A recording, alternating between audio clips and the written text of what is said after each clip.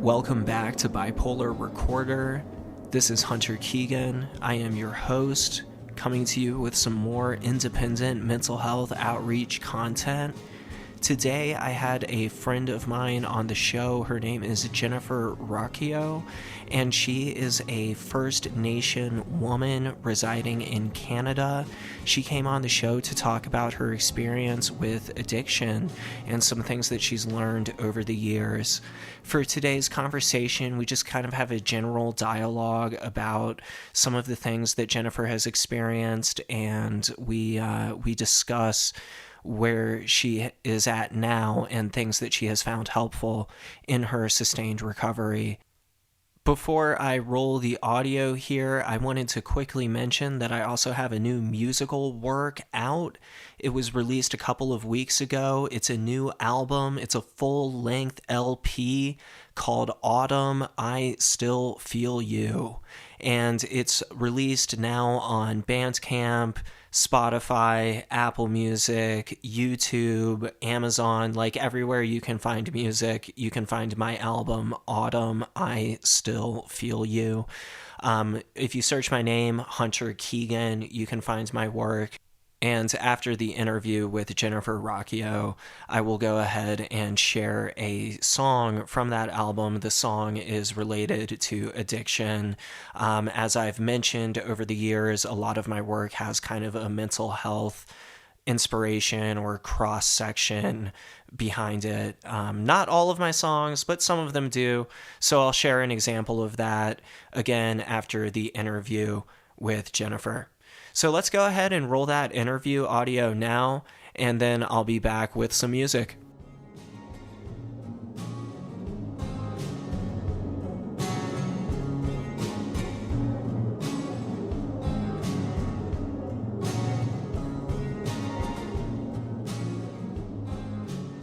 Welcome to Bipolar Recorder. I am joined today by Jennifer Rocchio, a friend of mine who I met through our peer support community on the Twitter Spaces platform a couple of years back. And today, Jennifer and I were going to discuss a bit about substance use and addiction and recovery. It's a topic that's very important to the mental health outreach and the overall mission. And of course, on Bipolar Recorder, I've shared a lot over the years about my experience with substance use and recovery. And today, we're just going to have kind of a general dialogue about that. So, with all of that said, Jennifer, thank you so much for being here. Welcome to the show. How are you doing today? Oh, I'm grateful to be here. I'm very excited to be on your podcast and be able to communicate about my journey in recovery from addiction. So I'm great to share my experience and just see where the flow goes and see how everything works out. Yeah. Because it's important to let others know that there's hope. So. Yeah, absolutely. So, why don't we talk before we go too much further just about how you and I know each other through Twitter Spaces? So, for new listeners of the show or people who are just starting to dive into the Bipolar Recorder project for the first time, the Twitter Spaces feature is basically a live audio chat room that's on the Twitter platform, now known as the X platform. And since late 2021, if I'm recalling correctly, Mhm. Bipolar Recorder has had a presence there. And so I've hosted like hundreds of peer support groups over the years. And I believe that's how you and I first met was you had come into one of the Bipolar Recorder groups. Does that sound correct? Yes, yes, and with Paulina was also doing something that I think she was doing one of her 24-hour things Yeah. with hers, and yeah, I think I popped into a few different spaces as well. Yeah, and in those spaces, in those conversations, we talk about a whole range of mental health topics. And not everyone, but a fair number of folks in our groups have experience with substance use or are in recovery from substance use. So that's a topic that comes up from time to time, for sure. Um, and you mentioned Paulina.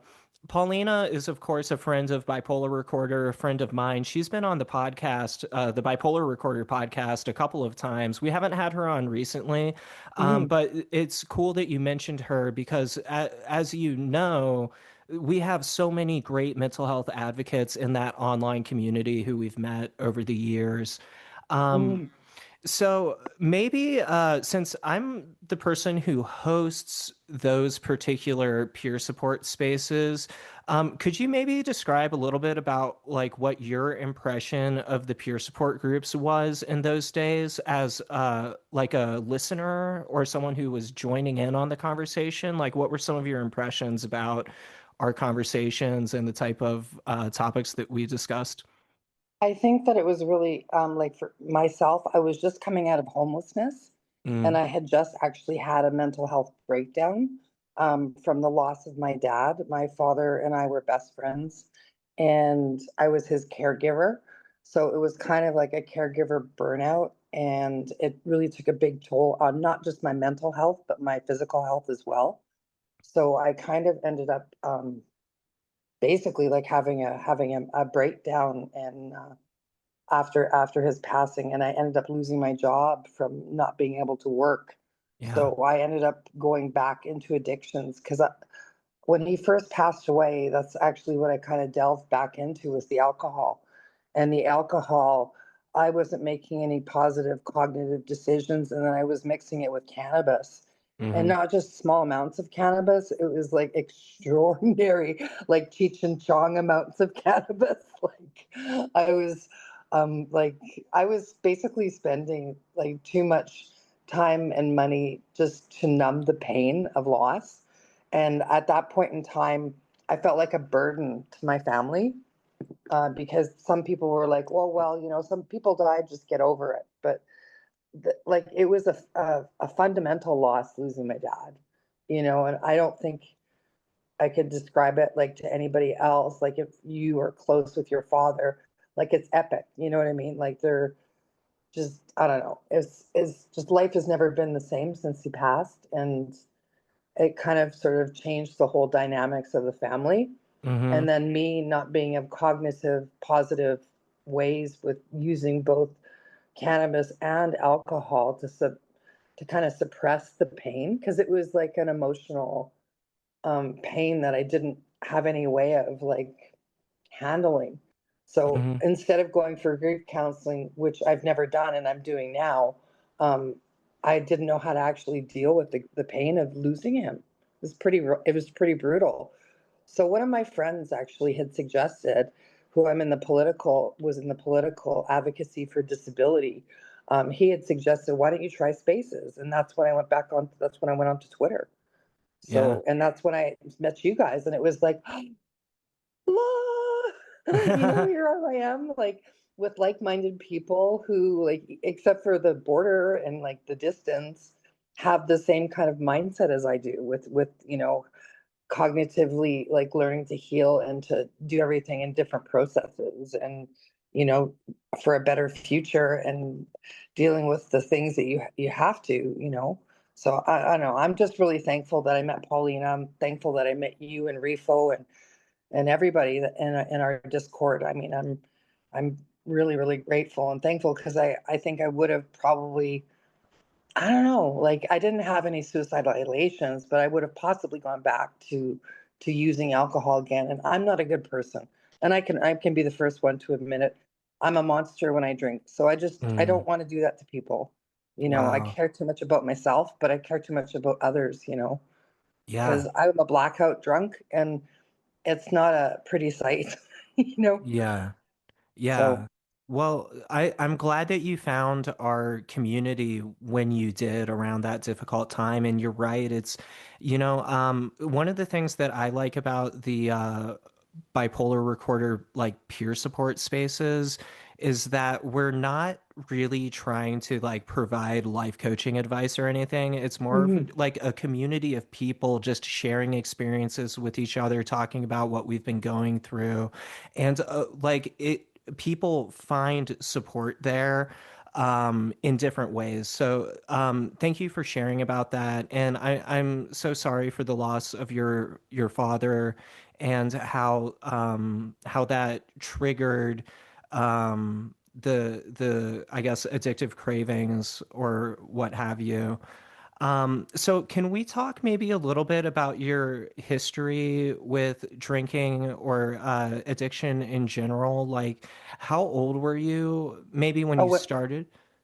I actually didn't really want to start. I was hanging out with my older brother, and he Okay. was smoking cannabis at the age of, I think, 13. Mm, And he actually got heavy into drug use when he was younger. And I was just the tag along.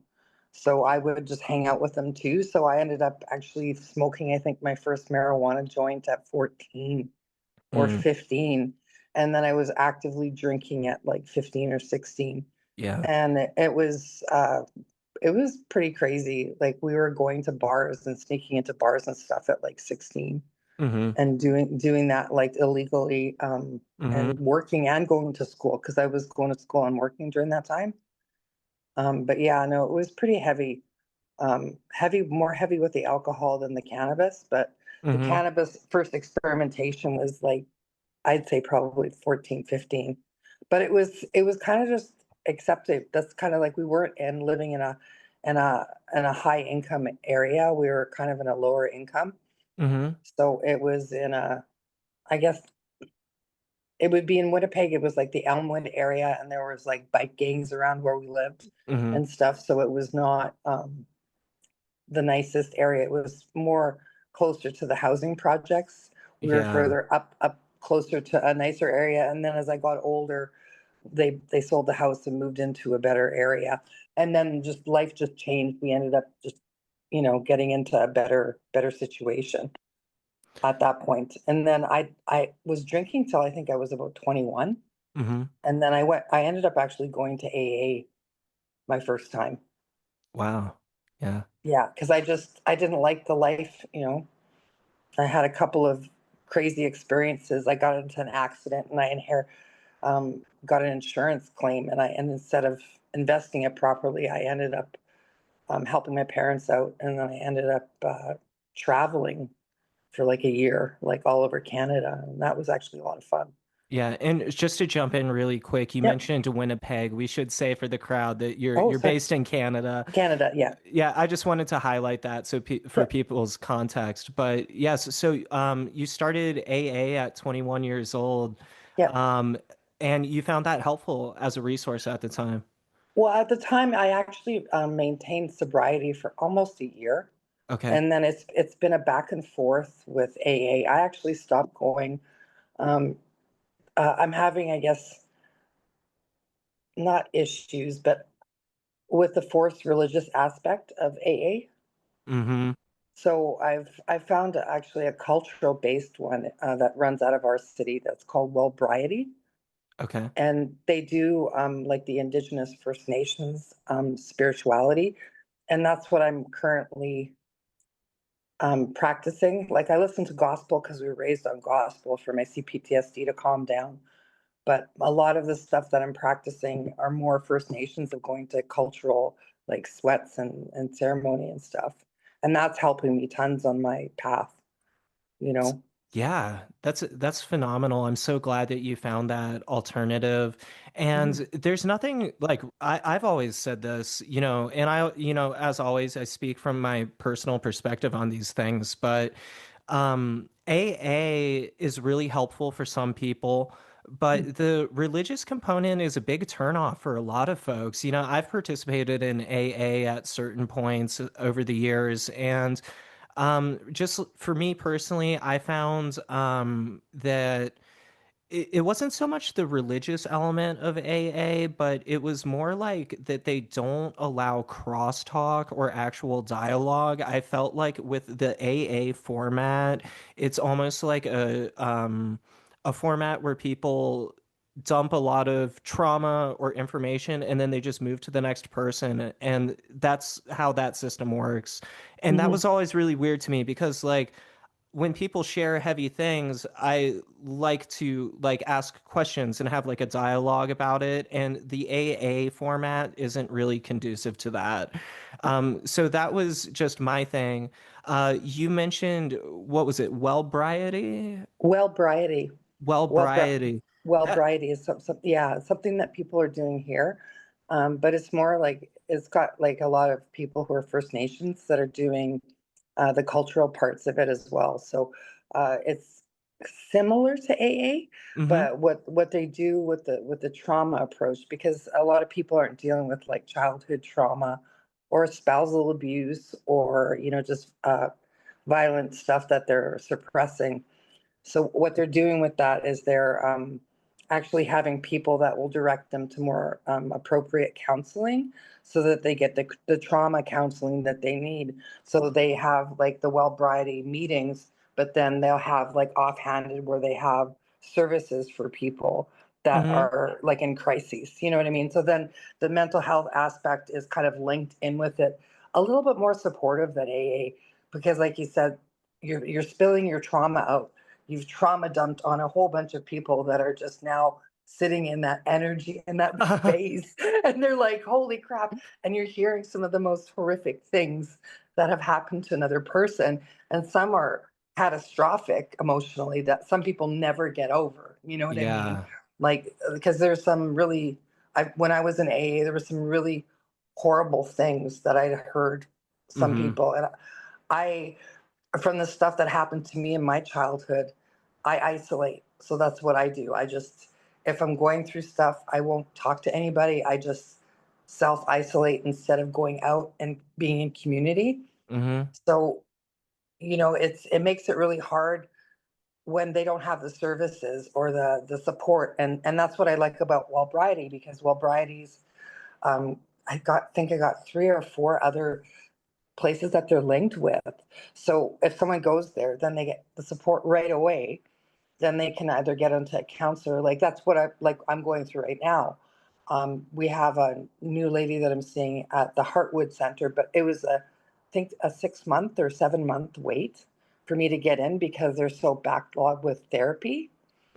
Like the really good therapy places, like they sometimes have wait lists for 1 to 2 years. Wow. So yeah, I'm super grateful that like I got in like around 6 month frame. So, but yeah, no, I think if you're going to be looking into addictive places, it's also got to include safe housing as well, Mm-hmm. because I think that's the struggle here that I have is where I'm living right now is I'm living amongst people who are still in active addiction. Mm-hmm. And it's not that you have to segregate everybody, but if you have people that are very comfortable in active addiction, they Yeah. don't want to see someone else succeed. And not like they want other people to fail, but it's like, come back down to where we are, like be with us. Like we want to see you have fun and party, let loose, and it's Yeah. like that's not like my fun is a different fun than their fun. You know what I mean? Like, because I don't do that because I find even when I was using back in 220, it wasn't doing anything for me. The more I drank, the more I needed to drink. Mm-hmm. The more I smoked up, then I buy more quantities of cannabis. You know what Mm-hmm. I mean? So I wasn't just buying a little bit. Then I was like, okay, well, I got to buy my vape. Now I got to buy my gummies. You know what I mean? Yeah. Now I got to have all. So then you basically have a whole cupboard full of your cannabis, because that's what I was turning into, and then another cupboard full of your alcohol. You know what I mean? So then it was Yeah. just it took over my kitchen really. And So just for context, you're referring to like roommates who you're currently living with who are not in oh no, recovery. no, I'm talking about other people in the building. Oh, just like in the Yeah, I building. live alone. Oh, I, okay, gotcha, yeah, understood. And yeah, I and live just with my cats. yeah, even like in the building, the community Yeah. setting, it's still triggering. Gotcha. Yeah. Oh Yeah. yeah. Like I think it's because it's open and I'm sandwiched in with people that are doing that, you know? Yeah. You It's know, like it's hard. yeah, down here in Roanoke, Virginia, down here in the United States, Mhm. I see people doing drugs on the streets occasionally. It's Mhm. crazy. It's not a healthy vibe to be around. Yeah. Yeah. Well, our Um, meth is going in our block as well. And yeah. that's kind of scary because like even on the bus, like I carry those Narcan in my walker because I have the disability and I use my walker. And I actually have to because I see people folding. I don't know if that's happening in Virginia. Yeah. People are literally like sitting there talking to you, having a conversation, and then they'll fold right in half. Mm-hmm. And then you have to like, so do you help them? Like you just check to see if they're conscious or they're not. Like I've had to call going to medical appointments at least 2 or 3 times where I've had to call ambulance because I didn't know if someone was going to make it.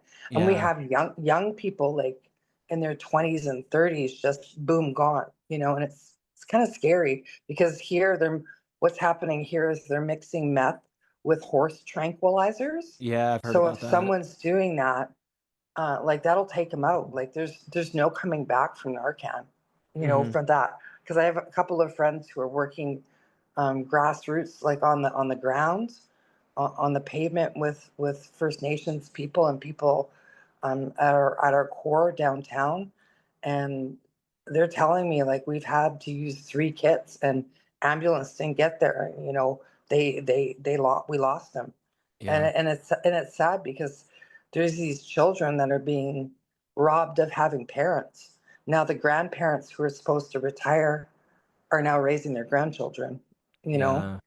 So it's kind of, but I know it's not just happening where I live. It's happening in every other city. It's almost Yeah. like an epidemic. Yeah. Yeah. I don't have like the exact statistics in front of me right now, but addiction is a common problem in a lot of communities. Down here in Southwest Virginia, in the Appalachian Mountains, this is an area that was particularly impacted by the opioid epidemic, Hmm. and we continue to see the impacts of that literally every day, and it's really sad. It's really tragic. And you're so right to point out that these aren't issues that only impact the people experiencing the addiction themselves, but also their family members, their friends, their jobs, people around them. Hmm. And so I'm glad that you brought that component up too. Yeah, because I guess in my circles, we have some grandparents that now have like they're supposed to be retired and they're now raising 3 or 4 grandchildren. I have one girlfriend who actually had her grandchildren taken into the foster care system, and she had to get a lawyer and fight to get the youngest one back Mhm. because she had 3 others. And she's doing it all on her own. Her husband passed away, so she's now raising not one but 3. And CFS gave her so that they're together because I think part of it is the systematic thing as well, right? Mhm. Like once, how do we serve to say that there's hope? Like if I can, like I always used to say, if I can be sober, you can be sober. Because I love drinking. Like it was my favorite. Like I was good at it. Me I was too. good at it. You know what I mean? Like I was a professional alcoholic. I was good at it. And I didn't like the cheap stuff. I liked the expensive stuff. And Mhm. I was a fun drunk. You know what I mean? Like I was the life of the Yeah. party. But it's not that you can't be without alcohol. It's just I turned into something that I don't ever want to be again. Yeah, maybe it started as though you were the life of the party, but over Yeah. time it starts to get a lot darker. For Well, me, that's absolutely. what it was like at least. So, how long have you been in recovery now?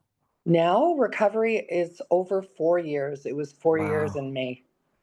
So going Congratulations. on, yeah, thanks. It's Going on, amazing. going on 5 years this upcoming year, I guess.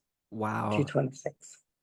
Are there any so I let me provide some context about myself too. Mhm, So I've been in recovery now for about 1 year. I had started the show and had about 7 to 8 years of sobriety under my belt. And then, as I discussed on the podcast, mhm, I had some lapses in relapses starting around 2024. And so mhm, last summer, the summer of 2025, I had to get it back on the rails. And so for me, I've been alcohol free for coming up on almost exactly 12 months, which I'm super excited about. That's awesome. And I'm hoping to keep that momentum going so I can get back to like that 4 year, that Yeah. 7 year, that 8 year, and really keep that going. So I wanted to say, first and foremost, congratulations on Thank that. you. And then I wanted to ask you, since you and I are both folks who have had periods of like long-term sobriety under our Hmm. belts and then have had like lapses or relapses and then gotten back into recovery, Hmm. what have you found like is helping you stay sober during this run? During this run, I guess my doing the spirituality, laying down things that I have no control over, and not taking on other things that are not mine to carry. Because a lot of people will project their unhealed trauma and expect you to help. And I realized that my entire life I've been the people pleaser, and it's part of trauma response. Always trying to make sure that everybody is happy and healthy before myself. Mm-hmm. And now through therapy, I'm learning that it's okay to say no, and it's okay to set a boundary with someone, and it's okay to spend time on yourself. It's okay to take yourself out for dinner and have a Mm-hmm. nice meal. And it's okay to get your toes done, or and it's okay to buy that new shirt, because I was always so self-deprecating, Mm-hmm. and thinking that I wasn't worthy of anything. But you know what? We're all worthy of love. Even Yeah. addicts, especially addicts, are worthy of love.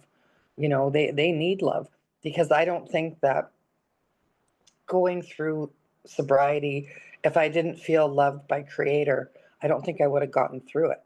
And then having friends too. I'm thankful like that I have a group of friends. So if I don't get that family love that some people have, like from my birth family, then I get that from my friends, and I get it from myself, learning that I'm worthy of being appreciated, loved, and respected and valued. And my sobriety may cost me, because I've lost friends from being sober, that Yeah. I've had to set boundaries that, you're going to still drink and I love you, but I can't have you Yeah. in my life because I have to maintain this. So, and it's not that I don't want to be a part of your life, but you can't be the main character.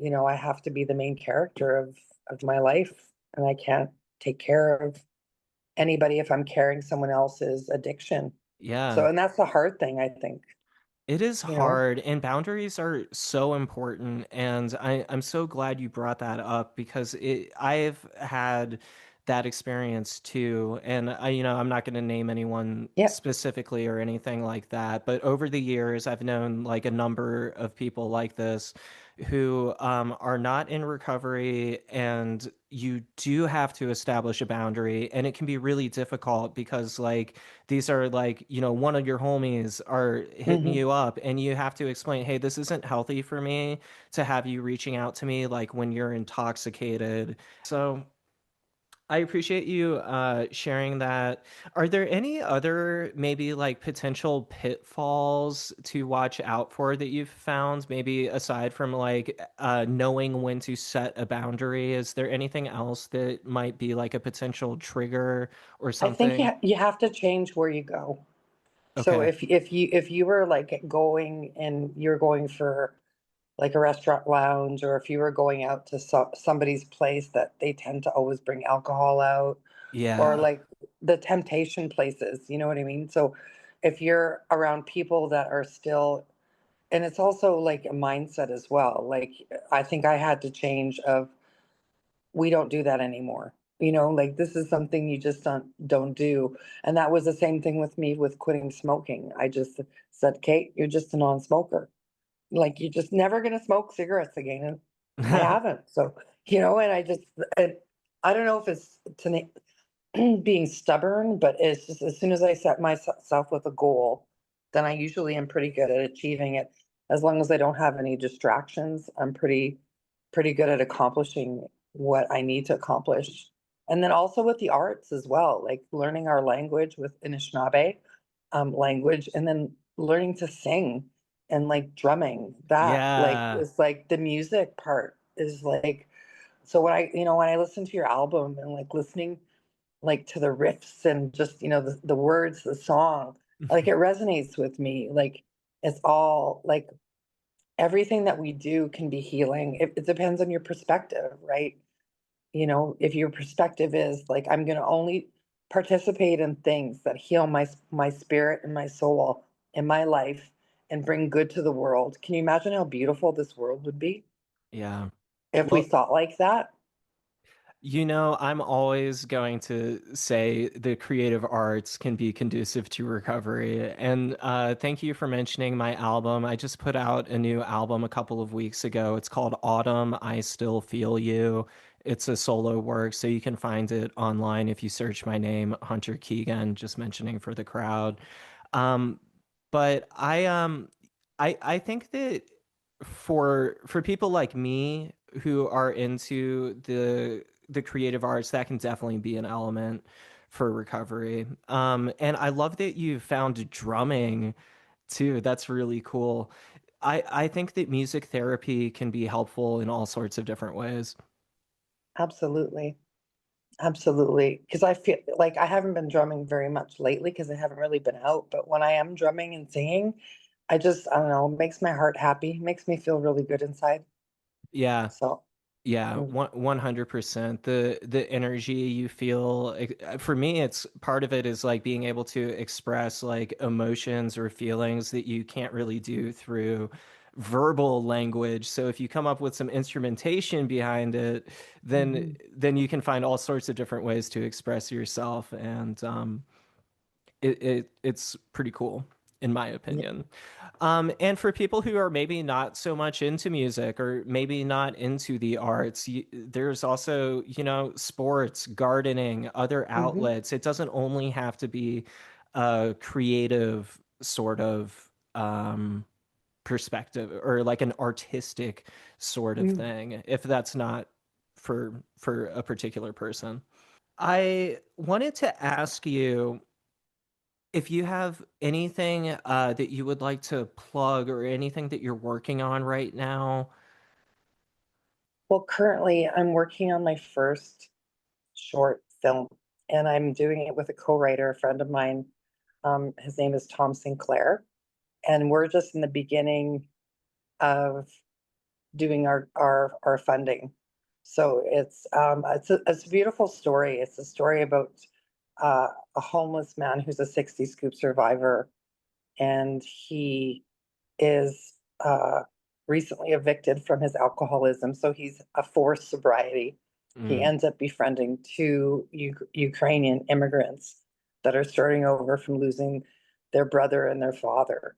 hmm, So it's a really poignant story, bit of a tearjerker about how they come together and they help each other heal from loss and how they serve one another. And it's got some really good moments and some funny moments as well because they are really learning how to be Canadians, and we'll see exactly.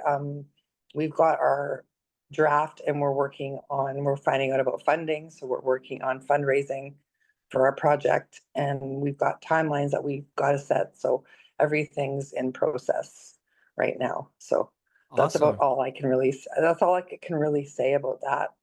And Okay, then I'm doing my art of creating paintings and that kind of stuff. So that's what I've been up to.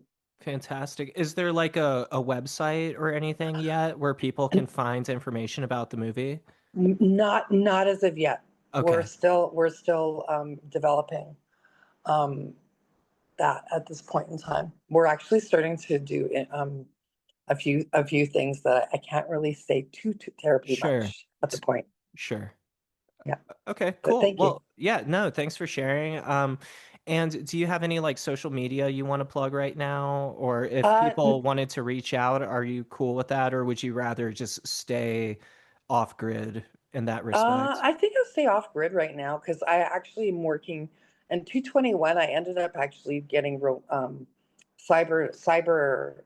scammed, and I actually Oh, lost all my original social media. So I lost my Facebook, I lost my original Instagram, and that. mm, So because I lost the email accounts, I actually don't have my original, so I'm working on getting that.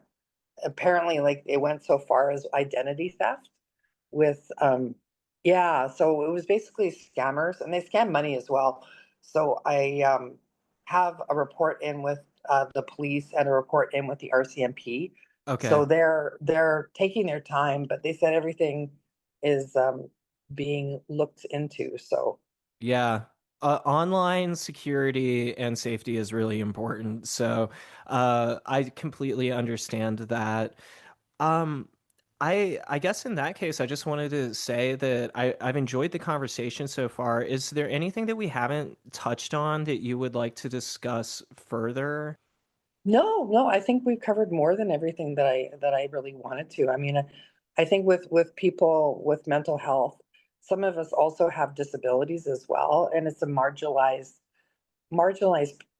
focus. Like when people, because we can look at someone and they can appear to be okay, but we don't know if they're like hanging on by that little thread.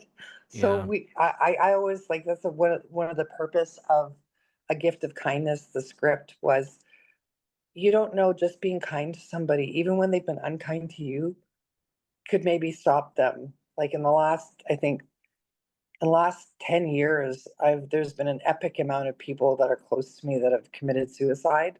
Hmm. And even in our mental health spaces, we've lost recently, like in the last year, a dear friend Yeah. who unalived herself. And it was really horrific because I think if anyone could have just said, hey, message me or call me, like we'll figure Hmm. something out. We need you here. You're important, you know. Hmm. I wish that we would just have an open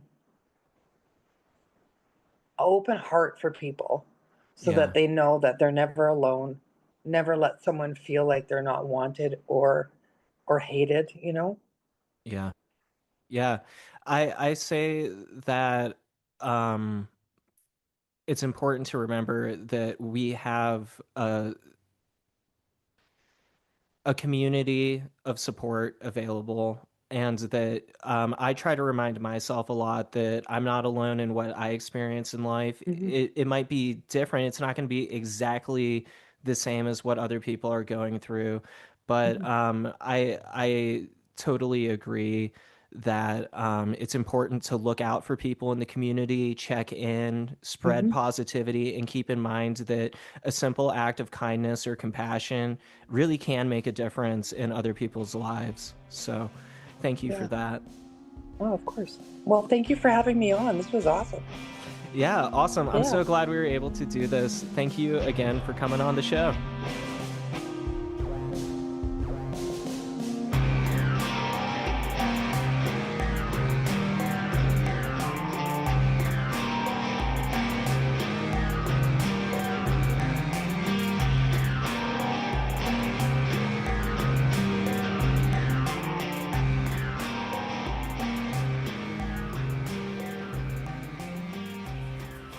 Thanks for listening to that interview with Jennifer Rocchio. I thought it was really a good conversation. And I was so glad that Jennifer was able to come on the show today because I've been trying to put out a new installment of the podcast at least once a month this year. And I think stuck to that for the most part. I think there was 1 month that I technically missed.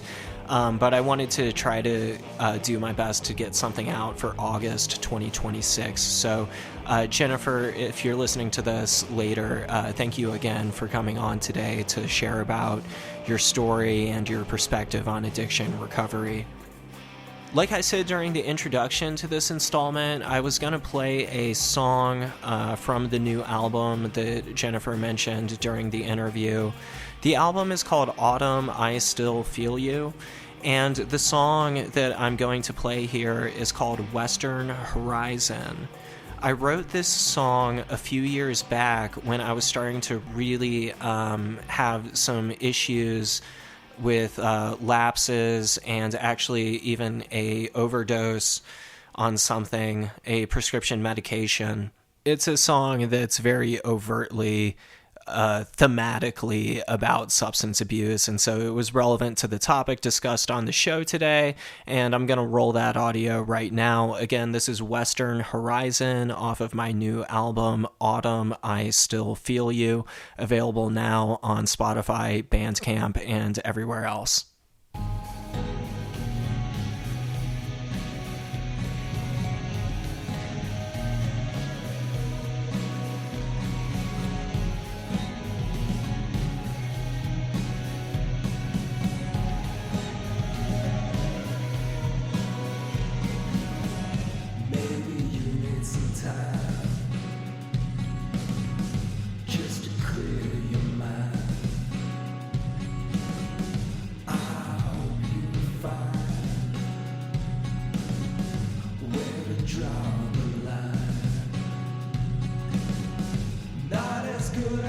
First time, spend your last dime, chills up your spine, you want to unwind. Western horizon, your dying breath. Who is this person?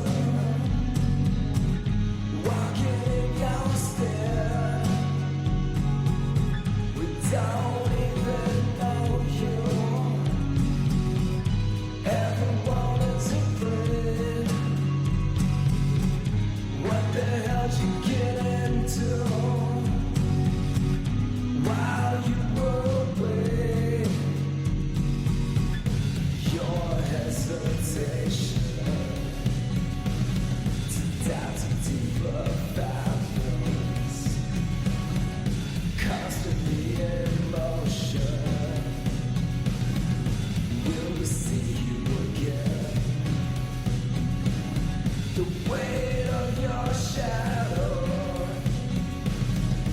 Now you're drunk and nervous. Ashes of tobacco. What the fuck is this? Western horizon, your dying breath. Who is this person walking in your stead? We don't even know you. Everyone is afraid. What the hell did you get into while you were away?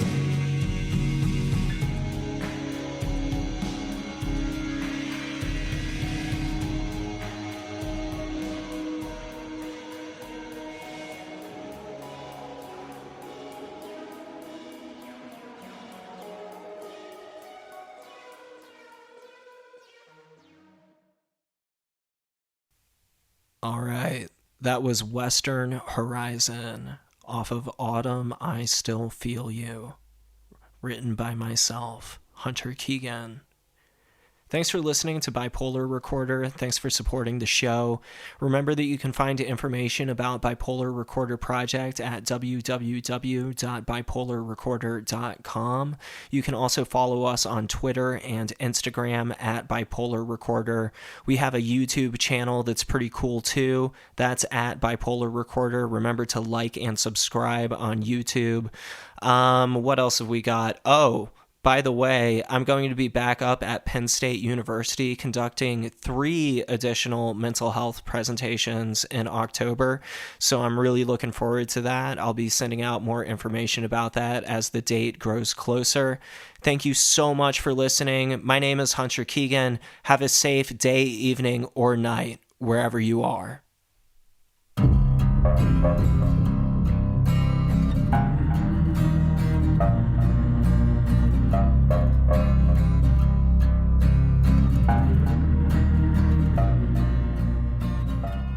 Bipolar Recorder is a listener-supported show. To help keep the show running, consider checking out our Patreon page or visiting bipolarrecorder.com. Unless otherwise stated, the hosts and guests on Bipolar Recorder are not licensed mental health professionals. Bipolar Recorder is not a substitute for therapy or professional medical intervention. If you are having a mental health crisis, please contact your local emergency services.